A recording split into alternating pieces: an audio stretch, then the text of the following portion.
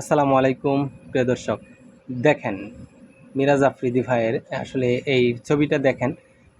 আমি ভাই ভাই তোমার আমি সব ভিডিও দেখি ভাই। তো তুমি এমন একটা কাজ করবে এটা বুঝতে পারতেছি না। কারণ তুমি কিভাবে পানিতে নামতে যাও? তুমি পানিতে নামলে তোমাকে কে বাঁচাবে? তুমি মানুষকে বাঁচাবা না তোমাকে মানুষ বাঁচাবে? তো তোমার তো ওখানে নামার কোনো প্রয়োজন নেই। তুমি যদি মানুষকে সাহায্য করতেই চাও, তুমি পাঠায় দাও। তুমি টিম গঠন করে লোক পাঠাও, অথবা কোনো সংগঠনকে দাও, সমস্যা নাই তো। তা তোমারই যাইতে হবে তোমার এই অবস্থা নিয়ে। তোমাকে কে বাঁচাবেন? তোমাকে মানুষ টানবে না তুমি মানুষকে টানবা? তুমি ফান্ড কালেকশন করো, করে যে কারো মাধ্যমে পাঠাও, সমস্যা নাই তো। তো তোমাকেই যেতে হবে মানুষকে দেখানোর জন্য, নাকি তুমি ওখানে যাচ্ছ কোনো ব্লগ করার জন্য ভাই? আমি তোমার সবগুলো ব্লগে মোটামুটি দেখি, তো ভালো লাগে। তোমাকে দেখে আমি ইন্সপায়ার হই, আসলে ভালো লাগে যে হ্যাঁ, একটা মানুষ কিভাবে কোথা থেকে উঠে আসতে পারে। তো এইটা আমি তোমাকে দেখেই শিখছি।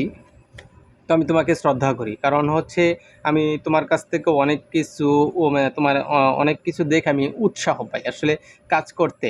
তো আজকে তোমাকে নিয়ে কিছু কথা বলতেই হচ্ছে, কারণ হচ্ছে তুমি এই কাজগুলো করতে পারো না। কারণ তুমি নিজে একা চলতে পারবা, হ্যাঁ পারো। সেটা সব জায়গায় না আসলে। আমি তোমাকে ছোটো করতেছি না বা ছোটো করে কথাগুলো বলতেছি না। তুমি ওখানে গিয়ে কাউকে সাহায্য করতে পারবা না, মানে ফিজিক্যালি সাহায্য করতে পারবা না।